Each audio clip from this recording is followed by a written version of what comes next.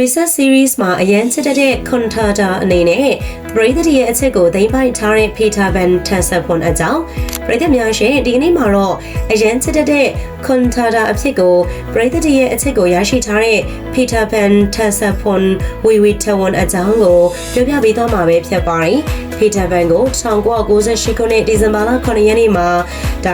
သူကိုထိုင်းနိုင်ငံကန်ချနာဘူရီပြည်နယ်ထမခတ်ခရိုင်မှာမွေးဖွားခဲ့တာဖြစ်ပါတယ်။ Peter Van ကအရက်အမြင့်က184စင်တီမီတာ6ပေရှိပြီးတော့သူရဲ့တည်ငြိမ်ပြီးတော့နူးညံ့တဲ့မျက်လုံးတွေနှစ်လိုပွဲအပြုံးတွေကပရိသတ်တွေကိုအလွယ်တကူဆွဲဆောင်နိုင်တဲ့အချက်တွေကတစ်ခုပဲဖြစ်ပါတယ်။ Peter Van ကငယ်စဉ်ကတည်းကအနုပညာလောကတွေကိုရောက်ရှိလာခဲ့တာဖြစ်ပြီးတော့ Channel 3, Modern 9 TV နဲ့ Channel 7 ထိုင်းရုပ်သံလိုင်းကြီးတွေကထုတ်လွှင့်တဲ့ဇာတ်လမ်းတွဲတွေမှာကလေးသရုပ်ဆောင်တွေနဲ့ပါဝင်ခဲ့ပူတာလည်းဖြစ်ပါတယ်။ငယ်လေးတွေကသူ့ရဲ့တဘာဝကြကြပြီးတော့ပြည်ပြင်းတဲ့သရုပ်ဆောင်မှုတွေကြောင့်ပရိသတ်တွေကြားထဲမှာသတိထားမိခြင်းခံခဲ့ရတာဖြစ်ပါတယ်။သူ့ရဲ့အမူအရာလေးတွေမျက်နှာပေးလေးတွေက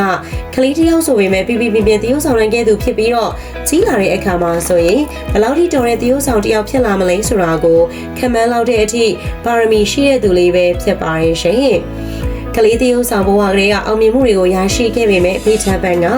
ပညာရေးကိုအလေးထားတဲ့သူလေးလည်းဖြစ်ပါတယ်။ပြောရမယ်ဆိုရင်တော့အနုပညာအလုပ်တွေကိုပညာရေးကြောင့်ခဏကြာနာယူပြီးတော့နယူးဇီလန်နိုင်ငံကိုတွားရောက်ပြီးတော့ပညာသင်ကြားခဲ့တဲ့သူလေးလည်းဖြစ်ပါတယ်။နယူးဇီလန်နိုင်ငံ Invercargill မြို့က James Hodges College မှာတက်ရောက်ခဲ့တယ်လို့လည်းသိရပါတယ်။2022ခုနှစ်မှာတော့ Peter Van ကအနုပညာလောကတွေကိုပြန်လည်ဝင်ရောက်လာခဲ့ပါတယ်။ Peter Van ကပိုရင်းသက်ပြီးတော့ပိုပြီးတော့ချုံမောခံကြတဲ့လူငယ်တဦးအဖြစ်ပရိသတ်တီရှိမောက်ကိုထပ်မံပြီးတော့ရောက်ရှိလာခဲ့တာပါ။သူကအနုပညာလောကတွေကိုပြန်လည်ဝင်ရောက်လာတဲ့အချိန်မှာတော့နာမည်ကြီး Thai drama တွေဖြစ်တဲ့ Old My Sunshine Night, Mummy T-Rex, Riot Daughter, Left Destiny Season 2 စတဲ့ဇာတ်လမ်းတွေမှာပါဝင်ပြီးတော့သရုပ်ဆောင်ခဲ့ရလဲဖြစ်ပါတယ်။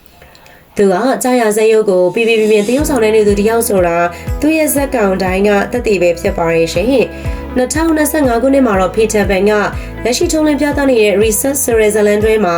Contata ဆိုတဲ့အရန်ချစ်တဲ့ CEO တယောက်အဖြစ်ကိုပရိသတ်ကြီးရဲ့ချစ်ခင်အားပေးမှုကိုတခဲနဲ့ရရှိခဲ့ရလဲဖြစ်ပါတယ်ဒီ series ကသူ့ရဲ့အဓိကဇက်ဆောင်အနေနဲ့ပထမအဆုံးပွဲဥထွက် series လေးပဲဖြစ်ပါတယ်သူကဒီ series မှာ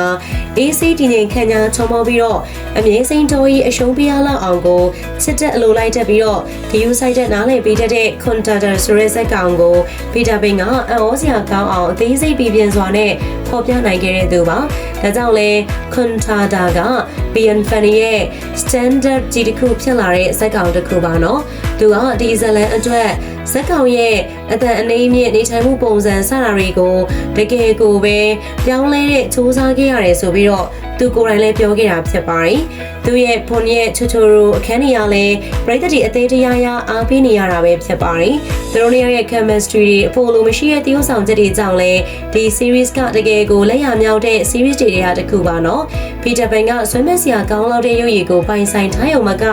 စူးစမ်းပြီးတော့ပါရမီပါသူလေးဖြစ်တာကြောင့်သူရဲ့အနာဂတ်ခီးလန်းကလည်းအထောက်အပံ့ဆုံးဖြစ်နေမှာအသေးစားပါပဲရှင်။သူကနောက်ထပ်ပရိသတ်ကြီးစီကိုဘယ်လိုမျိုးစရုပ်တွေနဲ့ရောက်ရှိလာမလဲဘယ်လိုအောင်မြင်မှုတွေကိုသိမ်းယူအောင်မလဲဆိုတာစောင့်ကြည့်ပြီးတော့အားပေးလိုက်ကြပါစို့လားရှင်။